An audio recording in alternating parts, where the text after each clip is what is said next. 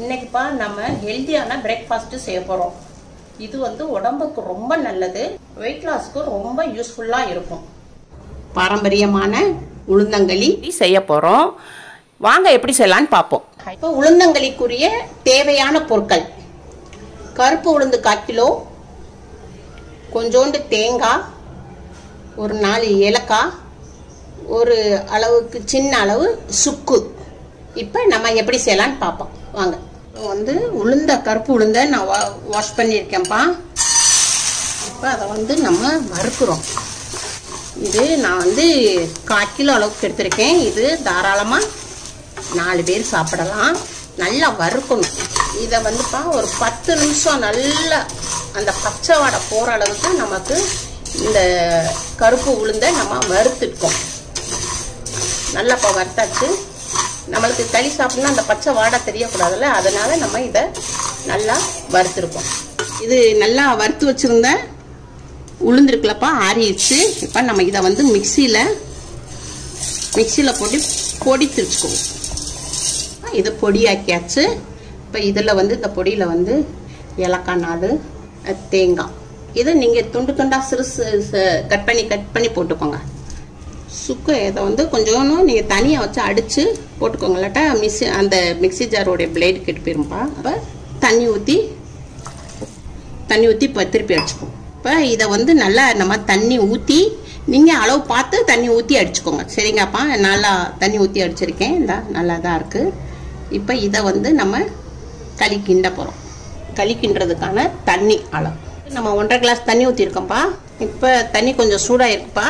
இப்போ நம்ம வந்து அடிச்சு வச்சிருந்த உளுந்தை வந்து இதில் போடுறோம்.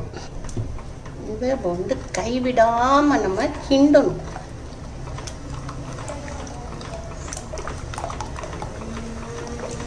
இதை வந்து நம்ம கைவிடாமல் கிண்டிக்கிட்டே இருக்கணும். இப்போ நம்ம லைட்டாக உப்பு போடணும்ப்பா, ரொம்பலாம் போடக்கூடாது. சும்மா அந்த இதுக்கு நம்ம, ஏன்னா இது வந்து நம்ம நாட்டு சக்கரை தான் போட்டு சாப்பிட போகிறோம். லைட்டாக சப்புன்னு இல்லாமல் இந்த கொஞ்சோண்டு ஒரு சிட்டுக்கை நல்லா கிண்டணும். நல்லா கெட்டியாக இருக்குது. ஒரு 10 நிமிஷம் கைவிடாமல் கிண்டணும்.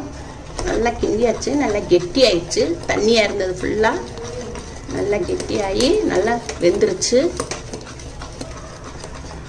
கைவிடாமல் நல்லா கிண்டுறதுல நம்மளுக்கு கெட்டி விழுகாது. கெட்டி விழாமல் நல்லா ஒன்று சேர்ந்த மாதிரி வரும். பிள்ளைகளுக்கு நல்லா கிண்டி கொடுங்க. 15 நாளைக்கு ஒரு வட்டங்க பிள்ளைகளுக்கு எல்லாருமே சாப்பிடலாம். இடுப்புக்கு ரொம்ப ரொம்ப நல்லது. இதை நம்ம வந்து சாப்பிட மாட்டோம், அதனால பிள்ளைகளுக்கு இதெல்லாம் பாரம்பரியமானது.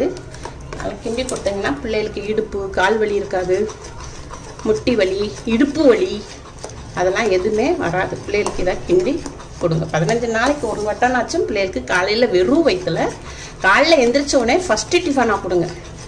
இதெல்லாம் நம்ம சர்க்கரை, நாட்டு சர்க்கரையும் நல்லெண்ணெய் ஊற்றி கொடுத்தா நல்ல பலன் கிடைக்கும். உடம்புக்கு எலும்புக்கும் ரொம்ப நல்லது. நிறைய பேர்த்துக்கு சின்ன பிள்ளைகளுக்கெல்லாம் இடுப்பு வலிக்குது, கால் வலிக்குது அப்படின்னு சொல்கிற பிள்ளைகளுக்கு இதுகளுக்கு நீங்கள் அதுவும் 12லேருந்து 20 வயசு பிள்ளைகளுக்கெல்லாம் இதை கொடுத்தா ரொம்ப நல்ல ஸ்ட்ரென்த்து.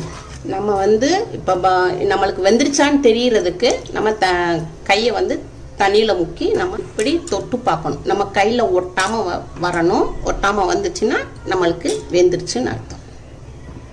இப்போ வந்துப்பா இதில் வந்து நம்ம இதிலையே நாட்டு சர்க்கரை இல்லை நல்லெண்ணெய், செக்கெண்ணெய் அதையும் ஊற்றி இதிலேயே கிண்டி ஒன்றா சாப்பிட்னாலும் சாப்பிட்டுக்கலாம்.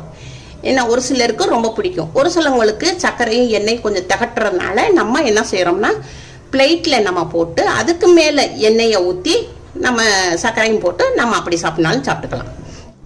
இப்போ இதுக்கு மேலே நம்ம நாட்டு சர்க்கரை போடுறோம். இப்போ நல்லெண்ணெய் ஊற்றுறோம்.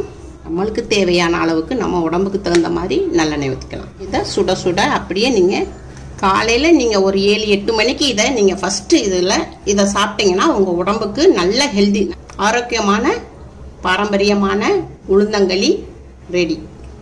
இதை உங்கள் வீட்டில் செஞ்சு பாருங்கள். அம்மாவுக்கு லைக் பண்ணுங்கள், ஷேர் பண்ணுங்கள், சப்ஸ்கிரைப்